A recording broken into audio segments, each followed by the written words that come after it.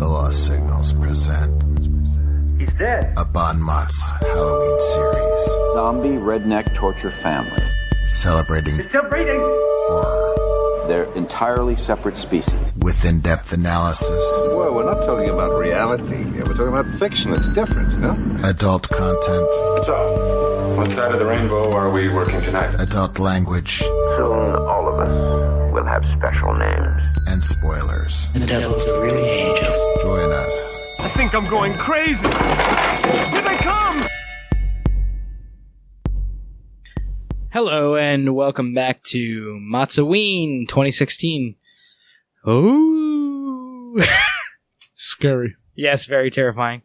Today we are doing our take on our review on Cabin in the Woods, the Joss Whedon subversive vehicle. horror film, if you Yes, yeah, exactly. I am here, Steve-O, here with Ian Manzer Good evening. and Scott Thurlow. will. Heyo. And we're going to kick this off with Scott's funny logline. All right. So traditionally we make one up. However, I cannot top the one that's literally listed on IMDb, which I'll read directly right now. Cabin in the Woods. 5 friends go for a break at a remote cabin in the woods where they get more than they bargained for. Together, they must discover the truth behind the cabin in the woods. Perfect. And Ian, I'm going to kick it over to you for Actual the synopsis. Yeah, of this. I don't know if I can do better than the IMDb description, but here it goes. 5 friends go to a cabin in the woods where they realize that that all horror movies, in essence, are a sacrifice to some old Lovecraftian Cthulhian gods, in a way. yes, exactly. And, it's a generic horror movie, but subverted with the fact that they explain why everyone acts stupid in a horror film. Mm-hmm. Exactly. And they explain why the one stoner acts smart. That's true. Which is totally unrealistic and broke me out of character. Oh, I loved it. I thought the stoner is always a smart character. Well, we'll see. We'll discuss it later. But Anyway, to actually get into our review of this, we're going to start off with the intro with Scott. all right, so I think we agreed. So what happens is the first shot of the film is sort of like a generic building, bureaucracy, if you will. The two technicians essentially are discussing our next mission is coming up, etc. And it's vague. It's not it's not clear what's about to happen or what their mission is. Then it cuts to the actual, as Ian was saying, a subversive play on the tropes of all horror movies ever, where 2 college-age girls are meeting up oh, we're going to a trip in the cabin, my boyfriend's gonna come over, and it's a retreat. One in her underwear, obviously. Yeah, and she's inexplicably in her underwear the entire time, which we'll get into probably in style and so forth. But it you meet the 5 friends / the 5 characters you've seen in every fucking horror movie ever to exist, and they all they meet up. The stoner guy rolls up smoking a bong in his car, etc. They all pile into the Winnebago, I believe. Yeah, and they head out to the cabin in the woods. Chris Hemsworth's cousin, in quotes. That's who owns it. My cousin has a cabin in the woods, and he's letting us for the weekend. Let's go there and do everything that you ever seen in every horror movie. And I'll bring this up. It might be inside characters, but they meet the Harbinger, which comes in later. So they have to stop for gas. A creepy old man is "Oh, you're going to up to X Road? Good luck." A foreboding warning them. They're "Yeah, whatever. Fuck you, old man." Essentially. Every gas station attendant you've seen in a horror film. Exactly, is right. this guy. Rolled into one. Yeah. It's incredible. It's perfect. But we'll get into it that. It's perfect because it's, again, about the parody and the subversion of the trope in that sense. So I think we agreed that essentially when they finally do roll up to the cabin, and we also agree real quickly that the shot of the cabin is directly Evil Dead inspired. Or at least Evil Dead 2. Oh, absolutely. Yeah. I think that you're right on with It is the cabin, the titular, if you will, cabin in the woods is a cabin from Evil Dead. And at that moment, that's where you realize that this is a horror. This is Yeah. a horror movie. If you hadn't realized it before, that's where you know. It's neon. This is a horror neon movie. sign flashing, horror is about to happen, hardcore. There's some horror about to go down. So the funny thing is, it's sort of weird because retroactively, all these characters are not bizarre, just flat one-dimensional. There's the jock, there's the virginal girl, there's the slut, there's the stoner, there's the the jock's friend who's not quite as good as him. But because of what we'll get into, that's what they're supposed to be. So I think they portray themselves well enough, and you know what the setup is going to be. The movie makes it clear that here's what's about to happen. So based on all the horror movies you've ever seen, you know what's going to happen. And we'll talk essentially. we'll talk about this later, but I think it's great that they talk about how they actually made this happen. How they made each one of these characters fit in these stereotypes. Yeah, no, good call. But just to clarify for the audience who might not have seen Cabin in the Woods, who are you talking about with they? Well, I think it happens with all the characters in a certain way, but you mean the controllers, the blonde who had just dyed her hair blonde. They talk about having put something in her hair dye. They don't really say what it was, but they talk about having put something in her hair dye. And there are certain points in the movie where they like spray, pheromones into the woods, and like they. And now, I just want to go to the point, like, to this, even though it does happen later in the film, right? They mentioned that the stoner, who is generally a very intelligent and genre-savvy individual, his marijuana was spiked to a certain extent to make him more of a traditional stoner. But it's very interesting to see. Hold on. Yeah. So they do say that, but they also, at a later point, say that something in the weed has made him immune to everything that they're trying to do.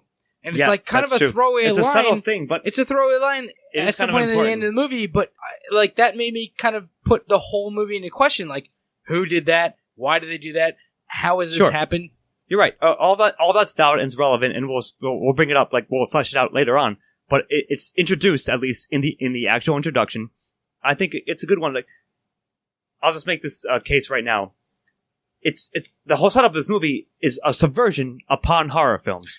So you have to like sort of know that like going into it. Now I'm going to challenge you on that because I think that I like the introduction more so in retrospect because knowing of that it's a subversion, reflecting on how characters acted at the beginning of the film versus how they acted later on. I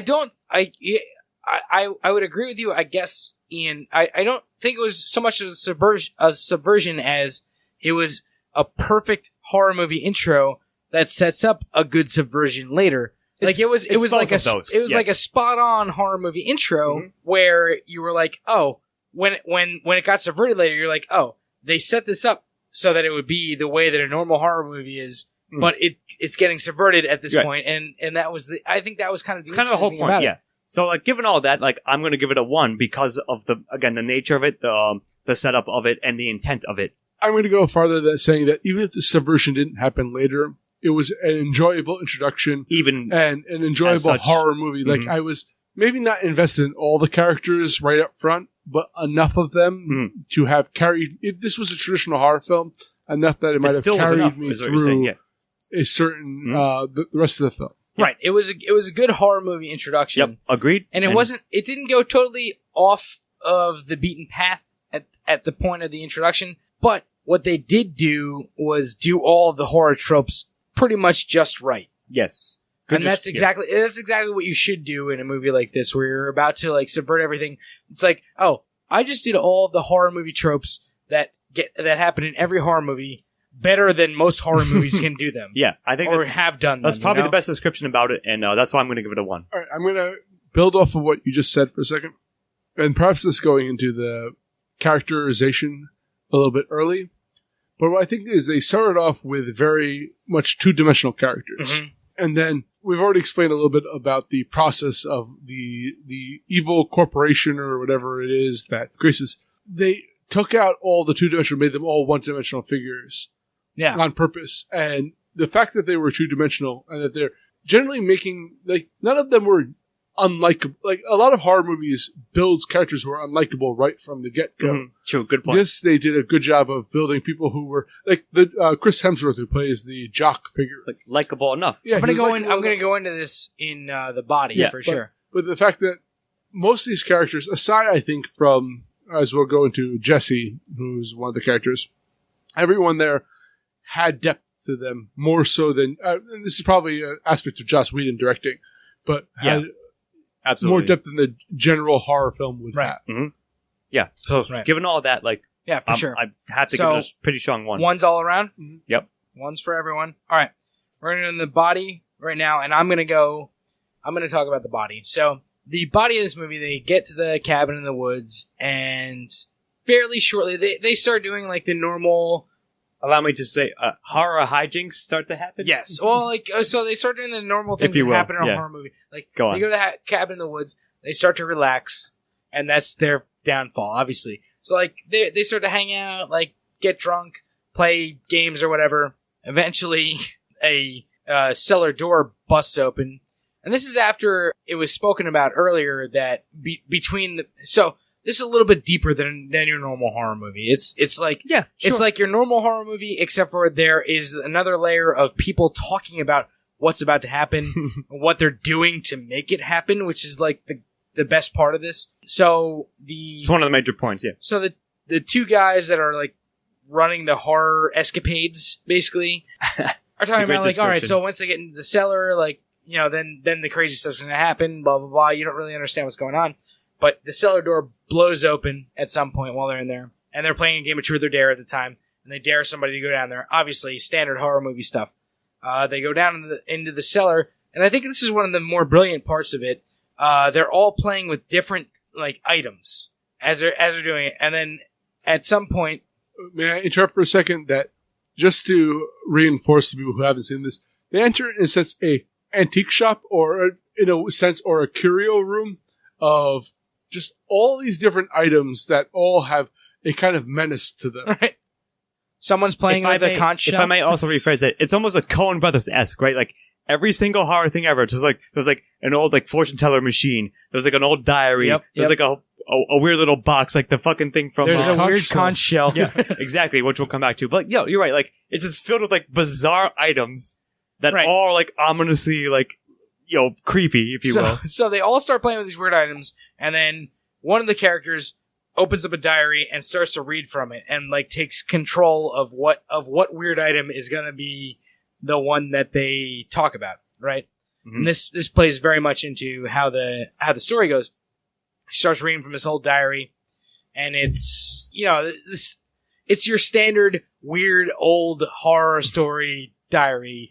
Where just like I don't know if you guys remember. I don't know how any standard or reader was. It sounds a lot like my diary when I was a kid. No, it's pretty standard. Yes. No. I was right the first time. Your standard old weird horror story diary. Yeah. They both stand. But so she starts reading from it, and then at that point you phase back into the bunker or wherever the hell these other guys are, and the bureaucracy and guys. they say, "Oh, guess what? It was what is it? Redneck zombies or redneck whatever? Torture family, Yeah. I believe." And to So like jump in, they had all made bets beforehand right. on what everyone was going, what this group would pick. I was going to bring that up elsewhere, but Yeah. like it's one of the most amazing points about it. Like, so to be clear, their job is to This becomes clear later, by the way. But like, go. It cuts to it's the cabin part, and then it's like a government job, right? Mm. Which starts like getting more and more fleshed out, like why they're doing this job. But it's a bureaucracy where their job is to trap them into like the little area where the cabin is, etc., and introduce like whatever horror thing is. But because of, as you said, all the items and so forth, they're betting on They have to choose which one they're pick. betting on which item that the kids will choose and what horrible creatures will which ones are linked to whatever it is. Turns out it's redneck zombies this time. Redneck zombies. Which are, like, to be clear, the characters themselves, which are not zombies. If you bet on zombies, you have lost. I'm sorry. It's not quite zombies. It's zombie redneck torture family.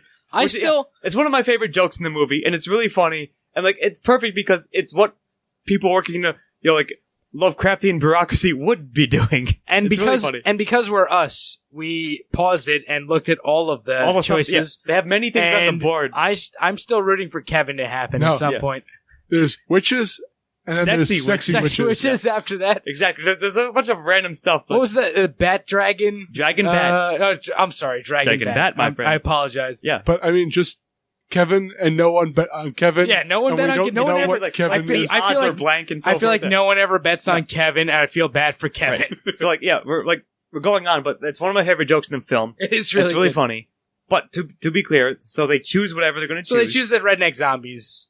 because of the diary that the redneck zombie the diary diary. summons the redneck everybody zombies. else has one of these other like objects that could have conjured some other thing. Merman was one of them. The guy who had the conch shell almost summoned the merman. There's a never Cenobite, merman. It's never I'm the blanking merman. on it. It's from Hellraiser. The Cenobites are the villains in Hellraiser, but there's the box that summons them.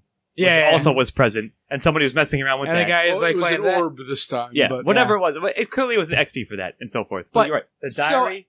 To go on, I'm sorry. I'm sorry for this tangent, but to go on, they choose the zombie rednecks, and the horde starts walking towards them. They have no idea that's going on, but they go on with their night. They go back upstairs, close the door, go on with their night, and two of the characters, obviously the couple, go out into the woods to Not go have just sex. Apparently, the jock and the blonde bimbo. Yeah, right.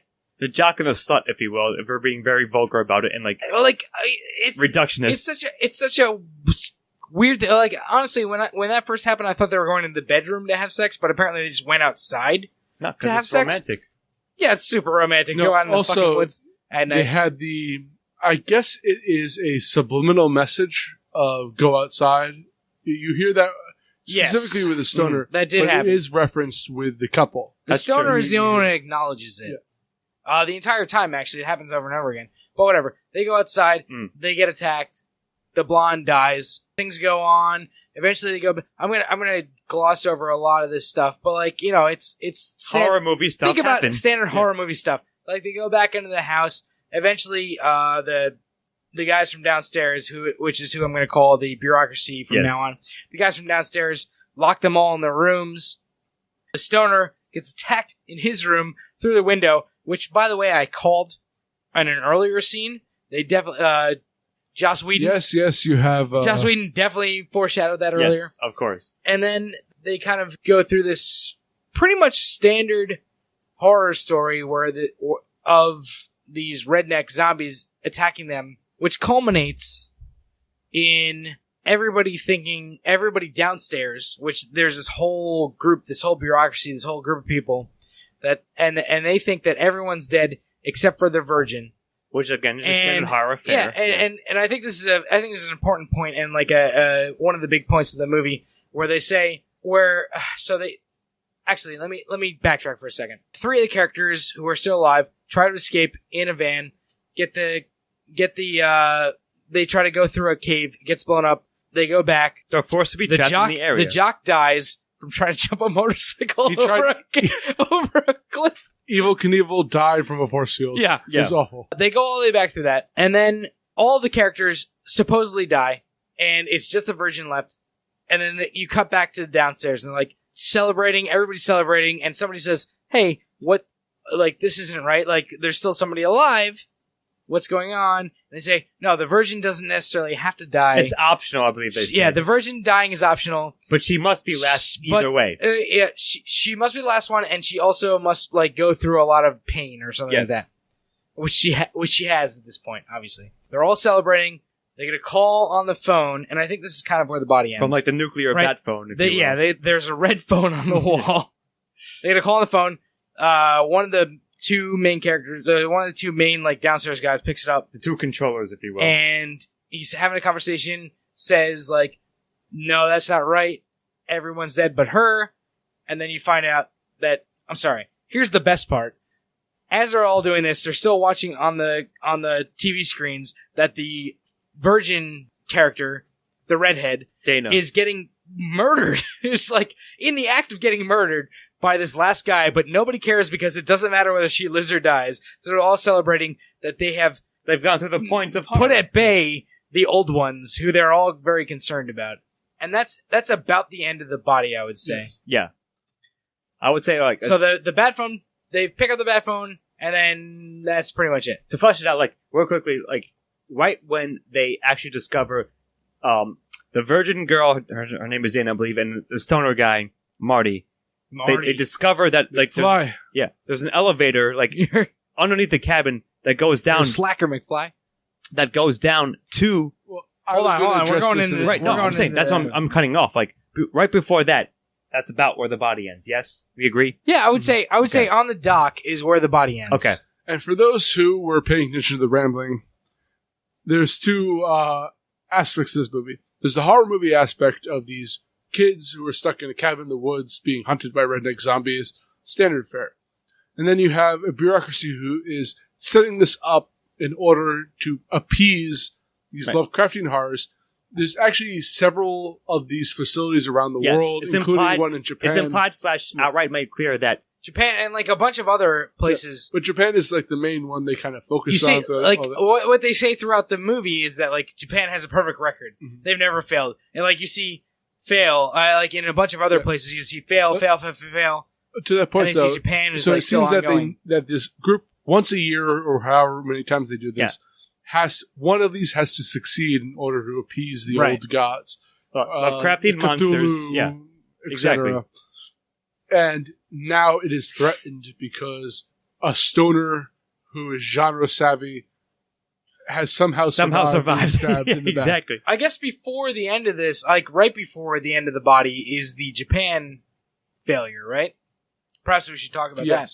We can mention it real quickly. Go on. So the Japan thing is kind of like it's a Ring kind of thing. It's similar to the I don't know. It's just a very creepy Japan long-haired Japanese girl. Women not women like Japanese girls in a Japanese school where they're all wearing skirts, like classroom. Whatever. They're defeating the evil. The evil turns into a frog. It's not as Japanese as Ichi the Killer, where the detective takes off his trench coat and he's like this muscular bound guy in a thong. It's implied, but it is super Japanese. It's implied it's supposed to succeed, but like they're watching and like disappointed, like fuck. They defeated the evil. Yeah. The best part is I forget what his name is. The one of the two guys from downstairs, Hadfield, just flips off every single one of the girls on the screen and says "fuck you" to each one of them. Also, like this is dialogue real quick. He's like, "How hard is it to kill a bunch of 9-year-olds?" Like he said something like that. Yeah. But yeah, it's implied that like that happens. So, given that, go on. So America is the only place for like the hope for the final chance, the last bastion to go through the sacrifices to do it in the correct way to appease the old gods. I always knew this would happen when it came down to horror movies appeasing it. The Japanese would ultimately fail, and it would be left to the America Americans. saves the day. Listen, I don't mean to tell stories out of school, but America failed too. But we'll see. Go on. But either way, like I mean, what I have to say about it is like it's as it goes on, you realize like it's just having fun with the tropes and like the known. Like stories, every horror movie you've ever seen is somehow like slapped into this. I love the idea, but also very, very smartly.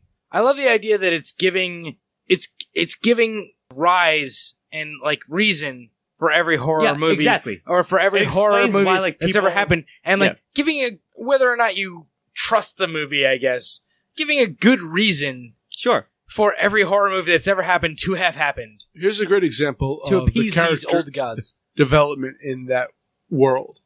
So Jesse is Blandy McBlanderson for the first time. He really has almost zero character development for the first half Jesse of this. Jesse the chick or the dude? No, Jesse's the guy that. No, Jesse is the chick, the blonde chick. Sorry. No, Jules is the blonde chick. Oh shit, you're right. All right, my bad. You're right. Jesse Jesse McBlanderson. All of a sudden, he's just a stereotypical jock in a way. You're introduced to him by like Chris Hemsworth throwing a football out the window and him catching it. Catches it. Yeah. You're right about that. Yeah. And then all of a sudden he's wearing glasses and he's a bookworm. And he's reading from Latin or whatever, like etc. Even though he hadn't taken that since like sophomore year of high school. So it is you're watching all these characters suddenly devolve into the one-dimensional characters that they need to be in this world in order to appease, I guess, critics and moviegoers, if you want to take us as the old gods. No. But you're right, like, but the thing is, it's implied to be, like, the reason that's happening is, like, because they can control, like, at least somewhat the environment within the cabin and so forth, like, in the woods, etc. Like, so yeah, they're devolving into one-dimensional characters because they're being manipulated. That's all.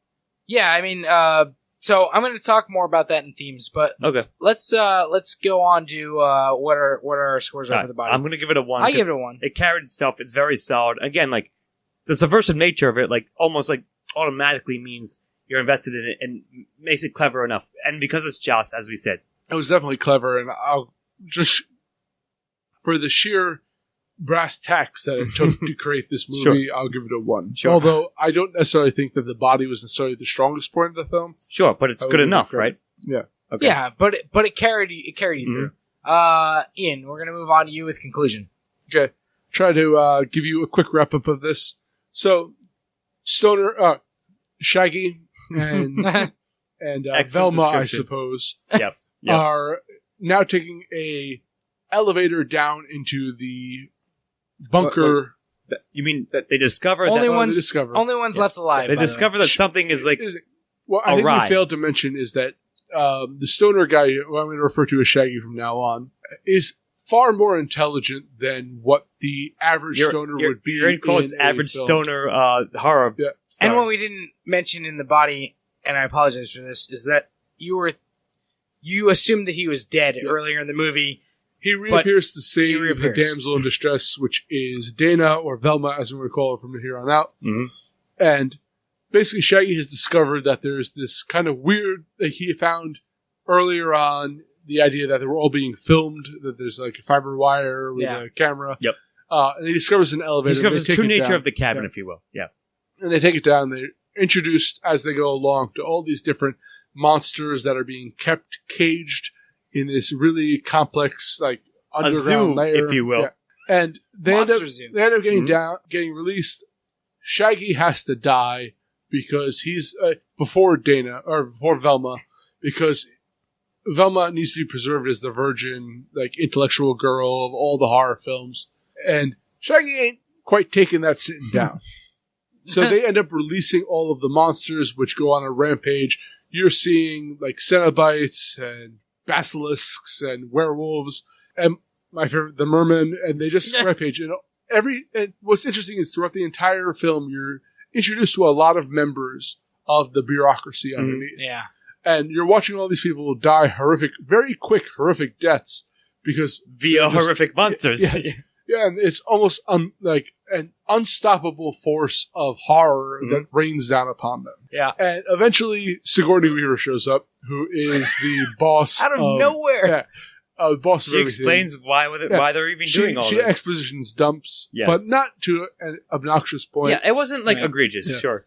They enter, I guess, the cavern where blood Where sacrifice is done. Cthulhu and so Yeah. forth lives, yes. And Velma almost shoots Shaggy until she's attacked by a werewolf. A Deus Ex werewolf. Yeah. Or Deus Deus Ex Ex werewolf. wolf. And basically, they sit in smoke pot as the world ends. And being genre savvy, Shaggy ends up like besting all the challenges that come before him and damns the world to eternal darkness. Yep. So, the end. He's like, fuck it, dude. Yeah. And like, again, like, we've mentioned this, we've used this word a lot, but it's a subversion of it all. Like, you shouldn't expect that. Like, that's what you think is going to happen, but that's what does happen because it's twisting all the stuff on its head. And yeah, like, similar, like I took it as a somewhat similar thing to Mouth of Madness, which, as I mentioned on that episode, one of my favorite films. So like, Definitely a Carpenter feel. yeah, it's like sort of like a wink and a nod in some sense to that. Yeah, the Cthulhian gods come up and like their sacrifice is not satisfied because of what you just said, E. So therefore, they just sit down. They're like, well, I guess they're gonna own the world again. I guess the world deserves a change, right? Let's give humanity a break. Let's get high and watch it all happen. Yeah, I exactly. would say this though. It went further than Carpenter would ever go because it was the obvious, like, this is the end of the world. The hand comes up through the cabin and like crushes everything. You're right. A Like giant, Carpenter like- would leave it very much more open. You're right about that. Like it's more like explicit. Carpenter would have cut it at them sitting there Right, yeah, puffing exactly. on a You're right joint. about that. That'd be like the thing ending. But regardless, as you said, Steve, sure, it's more explicit, but I think that's kind of like decent. Like it works and it makes sense, and it's kind of a cool shot as well. I forgot about that scene, and in retrospect, it was completely unnecessary. I agree. Yeah, I was maybe, gonna say but I didn't hate it, but I would have preferred probably to have the last scene being them smoking weed on the steps. You don't actually see them die, but you just see the hand come up through everything. Yep, and then And credits. then that's credits, and like Sure. that's the end of the world. Like you could have assumed the end of the world without that, like, I mean, that yeah, you're right about little that, bit of but, like, CGI there. Again, like, this is my last thought. Like, maybe that's just like Whedon's style, right? Like, he's gonna throw that in just to have fun with it, I guess. You know? I'm still going to give this a 1. Yeah, absolutely. But perhaps am too. a softer one than I thought earlier. I'll give it a 65% 1, if that makes any sense. I give it more because the same reason I gave The Body a 1. This was a clever film, and the ending was incredibly clever to the point of me being kind of almost like gritting my teeth, being this is fuck you, Joss Whedon. I wanted to write this, yeah. But the ending was, but I would give it a 75%. Definitely, like a 1 on this. I think because that's about it is. Yeah, It's, I think it's just probably too about the clever. number I not to also do would it. slap on it, and so at the end of the day, it's a 1 for me as well. I agree. All right, so we're done with conclusion. Scotty, we're going to go to you with themes. All right, actually, this is a kind of a difficult one, possibly the most difficult one in terms of this film. I agree. Right? So it's weird. Again, as we just said, we've talked around this because of the nature of this film and the setup, and of Joss Whedon, like just knowledge of tropes and like love of like a writing subverting them and so forth. It's odd. Like, what theme should it be? Like, every horror movie ever that you ever seen from your youth exists because of Cthulhian gods or so forth. Like, it basically. All right, here's. I'm gonna throw this out, and you guys can sort of like convince me, like argue amongst yourselves, and maybe like I'll pass my score for now. It's almost as if he's throwing this out there, like, here's why every horror movie exists, and here's why every character in every horror movie you've seen makes stupid decisions, etc. Right? Because, like, at the end of the day, like, perhaps if you accept that like Cthulhian gods exist, then we need to sacrifice these people in a certain specific way. X person jock guy has to die first, slut girl has to die second, etc. Or whatever, like, whatever it's going to be. And I've just said, like, a virginal, like, purity girl lives or dies, but she has to be last regardless. But I don't know, like, what exact theme is going on other than, like, making fun of, like, having a fun time of all that. Here's the thing, and I'm going to give my most damning argument here. Okay.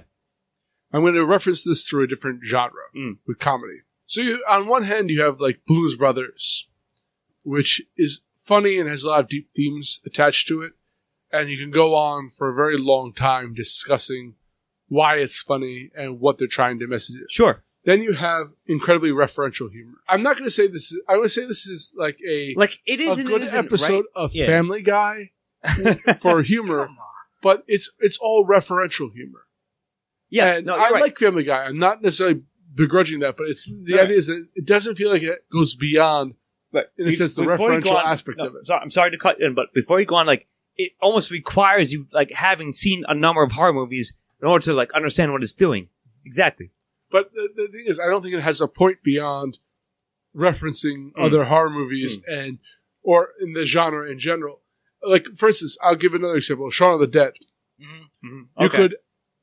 That was another kind of comedy horror film, almost very referential, similar-ish vein, very referential as well, Sure. but also had deeper, like, elements I think multiple levels to it. Sure. Where I don't know if this film has that.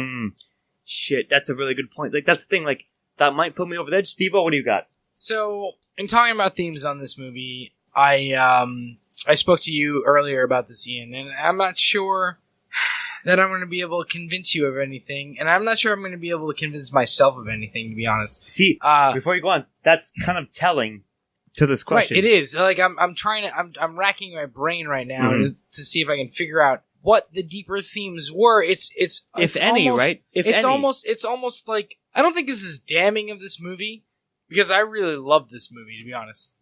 But I think that the theme of this film was the mining of every other horror film for its tropes, That's and very then well also like, and making fun of them, and also mining them for like good horror. 2 points on that. One, you know me. If I could even scrape a little theme out of something, I will go on for hours about it. Secondly, what can you scrape out of this? I recently found a movie called Tucker and Dale vs. Evil, which was phenomenal. But it's the same kind of style. It doesn't make it a bad film. It's just the idea is that there's nothing there beyond the idea that, right? Of referencing, like, in a way, again, this is me. Reference, I feel, is the lowest form of commentary. I don't That's think that's just the case. necessarily I'm not sure. my I don't agree with viewpoint that of in things. general, but I know what you're saying there. I see what you mean. So, given what you both But said, even if it's not the case, that doesn't mean that there's a deeper theme involved in this movie. Like, I think the idea is that... Oh, actually, hold on. Let me put this forward. I think perhaps the theme is that there is a deeper theme within all stories that... I know you guys are going to have something to say, but shut up for a minute and let me say this. Talk. There's a storyline that runs through, in this case, all horror stories, and there's probably a reason for that. It cuts to a deeper point. It cuts to a deeper idea of what people react to, and it cuts to a deeper point of like what people do. And I think the idea is that this movie is only trying to tap into that. It's not necessarily trying to say anything, which is probably more damning than anything I could possibly have said, but I'm calling, as you guys should on me more often, bullshit on that theme. But I understand what you're trying to say. It's just that if I would say that there's probably themes to bring out on the Whedonverse, if you will, of the tie-ins to this, to Buffy and to Angel and to Firefly and what have you, etc. Yeah, but you can't analyze a work that is so disparate. no, I'm not from trying to other analyze ones. it on other works. No, I understand, but you're saying the deeper theme amongst all. No, the deeper theme is that there is a theme that runs through all horror. The thing that he's trying to say is that there's this idea that runs through all of horror, and that's what he's trying to tap into. And he's just trying to do it at the most base level that he possibly can. He's stripping everything else off of the movie in order to do that. I need to rebut quickly, directly for this. So Dracula was initially an economic discussion between the like kind of old money nobility class of the Blue Bloods, etc. Like Eastern Europe and the modern industrialization of the. You have Frankenstein. These are all the classic Gothic horrors, which are the discussions of the idea of what limit do we strike of modern science before we start creating monsters and start losing our humanity. Where Werewolf is the discussion of the bestial nature of humanity and how we just did John Carpenter's Mouth of Madness, which had a huge. We discussed for a very long time about the idea of causality involved in there and our individual reality, agency, if you will. The idea is, yes, I could argue perhaps that there is some level of causality agency involved with this work, but I think this is, in a sense, it just strikes me as pop culture reference, which is not necessarily a bad thing, but it is what it is, and thus I can't give it anymore. You stole my thunder somewhat. That point stands for sure. It's the point I was going to make. And yeah, Steve, everything you said, like, yes, is like totally valid. Don't get me wrong, for sure. I don't think it's just enough to give it credit. Like, but at the same time, as the same token, that's not what the intent of it is in general. So yeah, you've seen if you've seen a bunch of horror movies, that's why this shit is happening. Okay, that's fine. But like, and we've also covered this in a number of other MOTS episodes where it's not like a fault of the movie that doesn't have like the theme isn't like enough to get there. Like, I don't feel bad giving this a 0 because that's not what it's trying to do. It's not trying to like give you a message or in any way, really. It's trying to like have a fun pun/play on the tropes and so forth that you've actually seen before. It's trying to mess with the themes that you've noticed from other horror movies in a clever way. And Joss Whedon is good at that. Don't get me wrong. All credit in the world. But that doesn't mean at the end of the day that means that isn't the intent of it at the end, overall. I think in the end I'm going to So agree therefore, with you like, guys. that's my argument for having to give it, like, maybe a soft 0, but it's gotta be a 0. So 0s all around. Yeah. I'm going to give it a 0 as well. So we'll go 0s all around. Yeah. And then we're going to move on to antagonists, which are, I would say, the two guys in the basement are probably the antagonists. This is a good one. I would say they are the antagonists. The old ones are just bullshit, like, Plot device, Yeah. I guess. what's her face? chick from Aliens. Oh, Sigourney Weaver. Sigourney Weaver is bullshit. She shows up at the end for no reason. May I build No, off she's your argument for a Deus moment? Ex. Yeah, got it. I agree with you. Because even though the two guys in the basement theoretically are, in a sense, the most, oddly enough, selfless characters in this work, because all they're trying to do is preserve the rest of humanity. Yeah, but that's fucking Here's the bullshit. thing is, you're not following necessarily their story. Even though you are and you aren't. You It's kind are, of but a weird question, yeah. But here's the thing is, you are more following Dana's story and but they're Marty's story. That's true. They are theoretically her antagonists. It's Exactly, 60-40. that's the point I wanted to make. Yeah, you're right about that. This is the protagonist I feel, and they are the ones antagonizing her. However, I was waiting to speak about this. I might mirror image you on this. Possibly they are the protagonists because they're in charge of making this shit, make sure it works. Yeah, but I know that's not how the story works. I know. You're right. That's not how the story is structured. That is true. But I just to be clear, this is the third time I've seen Cabin in the Woods. So I wasn't sure how I would think about it given that. I saw it when it really came out a year or two after. Right. So, but considering it that way, it's really difficult because if you think about it ostensibly, in quotes, they're doing it for the greater good, right? They're sacrificing these 5 kids in order to appease the Lovecraftian horrors that will destroy the world if they don't do this. But let me ask you a question. Who are we following? Right, but you're as right. an- No, as you're right. a That's character. That's what I was going to say. That's the paralyzing that's not how thing the story to me. works. You're right. You're exactly right. That's what stops me in my tracks in terms of this question. So I was going to make an argument for it, but I think you might have just got me with that. If I'm truly being honest about it, I don't think it's enough to give them credit on that. Well, let me ask you guys this: did you like these two guys? Yeah. Yes, I But did. But here's I the thing love is, them. a great antagonist is someone that you can sympathize with. You're right. Yeah, it's a good point. And I absolutely could. That's a sympathize double good with these point. guys. Yeah, I think that might tell me over the line. Yes. At the end of the day, they are antagonists, but I like them as antagonists. They're doing their job, right? They're fucking bureaucrats. Absolutely. They have to. I'm Right. gonna say I like them as antagonists for 2 reasons. A, I just like their characters. Mhm. I think they did a good job. Did a good job Those two portraying them. guys. Yes. I Agreed. forget what their actors' names are, but they did a great job, and I know both of them from other stuff, and they're just good actors. Bradley Whitford, I think, is one And guy. B, I think they did a good job of being these aloof guys No. that Dude, antagonize the main the quote unquote main characters at every No. single juncture.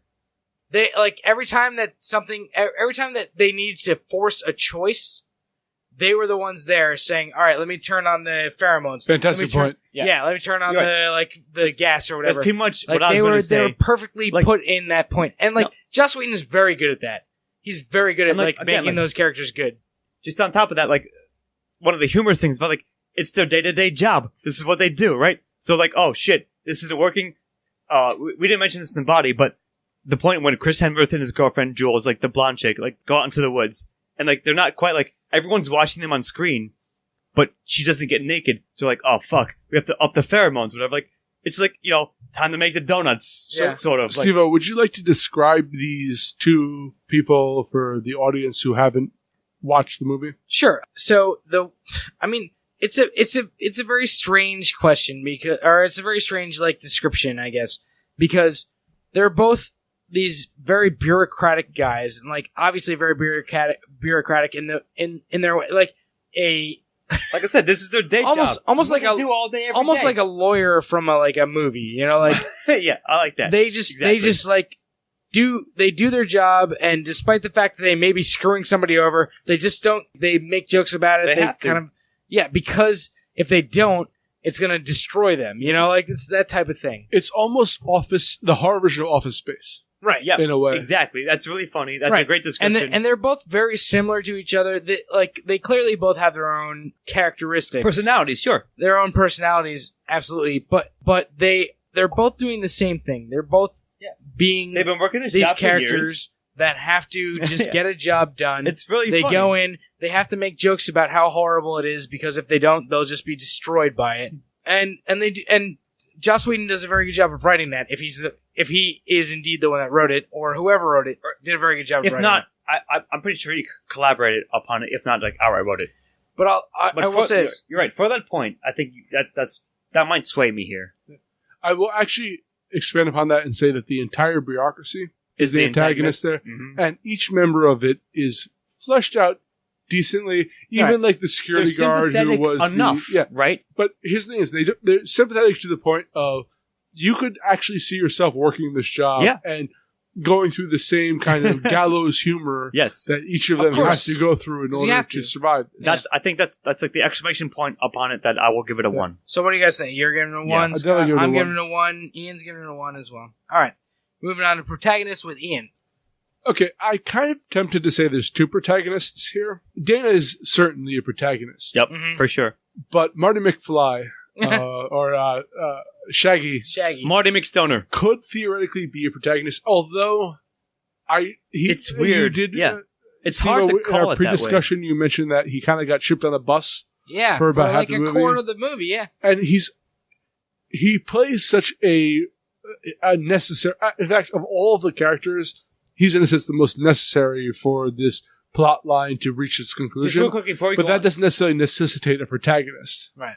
This may interrupt you real quickly. Yeah. When they're like at the end of the movie, in the conclusion, they discuss like the I guess the archetypes, if you will. He's the fool in quotes. However, he's not quite like the bottom line fool, if you will.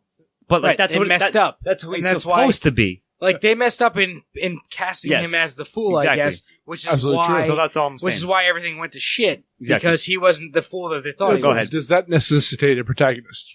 I don't know if it does. I honestly, he might be. It's really close. So I look at this in 2 ways. It's a good point. He might not be a protagonist, or he might be more of a protagonist than Dana was, because he's actually the one that caused all of the action to happen. Yeah, but there are plenty of movies out there and stories which follow someone who's not necessarily the most integral to a plot, but is just the person you follow. And Dana is certainly the person you follow through the film. Right.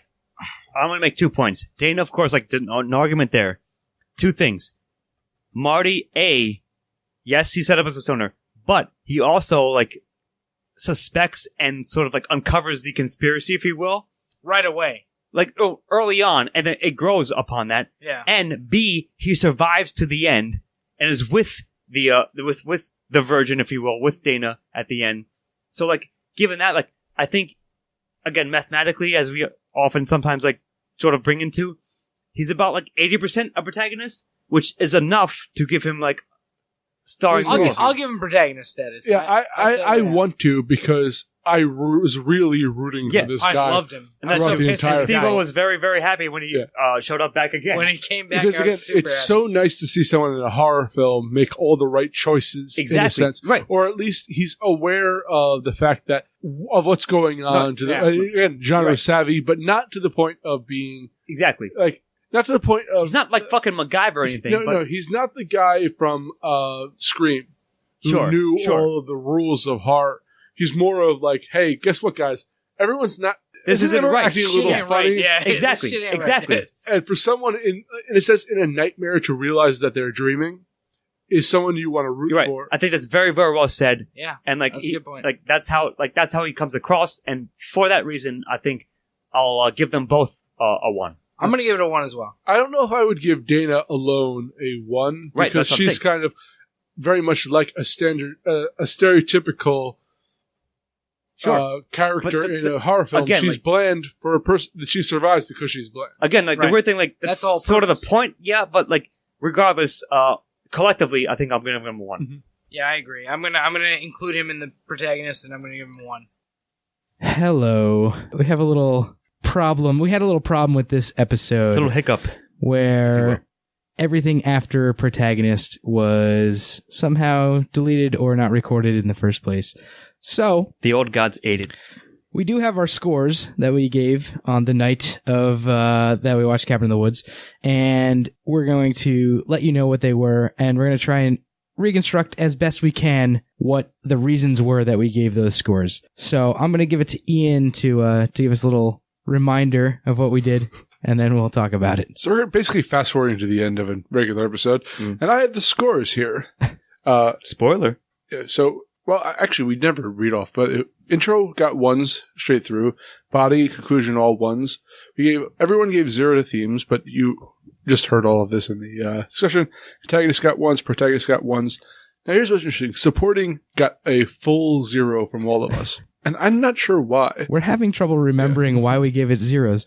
Dialogue, style, and recommendation all got ones, giving it an overall score of 8s for all of us, an overall score of 8. So yeah. Now try to parse out All right. why. So, that being said, Scott, reconstruct your crazy brain on the night that you gave supporting characters a 0, and let us know what you think. I'll certainly try. So here's what I think happened, right? We agreed possibly that we gave protagonists a 1, and protagonists were Marty and Dana in the film. We agreed sort of, I think this is what happened, that everything else was in service to the plot or the themes. So therefore, they only existed to sort of highlight and or filter those. So yes, while possibly interesting and decently done characters, the only reason the secondary characters existed was in service to either the antagonist and or the theme. I think that may be what happened, and possibly why we would say 0. And it's somewhat returning me now. I think that we basically came to the conclusion that all of the characters had basically 0 arc to them. That's a good add-on. They were just there, except for the protagonists and the antagonists. The other characters were just there to so everyone fulfill else, their purpose. Yeah, exactly. They had no actual characterization to themselves. Yes, I think that sounds about right, and I probably would give it a 0 if that was indeed our original argument. That sounds like something I would say. I feel like someone made that argument, probably, or a similar argument, and then we all were like, yeah, that sounds about right. Exactly. So there you go. So that's our 0 for that. And then I was to talk about dialogue, and I know that I gave this a 1. Well, I know it because it's recorded, and also it is written. Let it be written. Yeah, it's Joss Whedon, and Joss Whedon just does a great job of directing and, making this dialogue snap. Yes, agreed. It's clever, it's snappy, sure, and like it sort of sparks within each other. So while the characters themselves, as we just said, may have been a little bit fall flat, their dialogue was definitely entertaining and well done and made sense to everything that was happening. And the fact that this had an office comedy in the middle of a horror film. Yeah. Yep, I love the dialogue based upon memory between what all of the company or whatever they were called, the people keeping the old gods at bay. Yes. Very clever for Joss Whedon. And I'm pretty sure that I mentioned within this that one of my favorite exchanges of dialogue is the betting pool that they have upon which monster is going to happen. And it's also in their intro for this season. So yeah, I mean, I did give it a 1 clearly, and I would do it again. As a side note, I found a picture of that whiteboard, and that's definitely going to be our picture on Facebook and all right.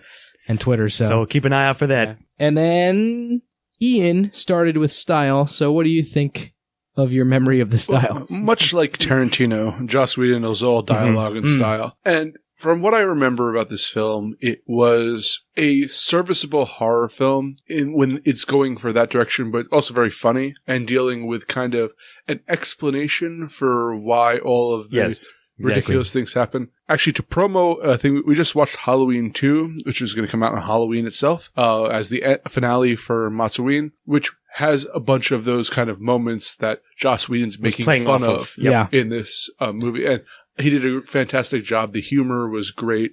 And it never got stale. Like, he did a great job of keeping up with like the style he was trying to build. Yeah. And having to design all of the throwaway monster gags at the end of the movie is just a really impressive feat. Like, just going through and be like, all right, the museum of monsters, everything that was on that whiteboard, we have to make it now.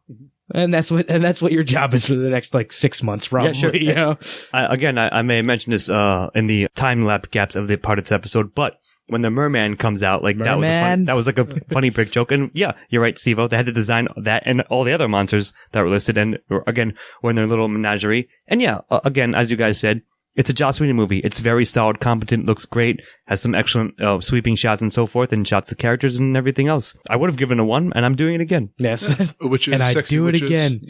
What's the Jason XP? Kevin, I believe. Kevin, yes. Yeah. Although you never actually, I think. So I was actually looking for this the other day when I found the picture of the whiteboard. There's a lot of sites that have the picture odds?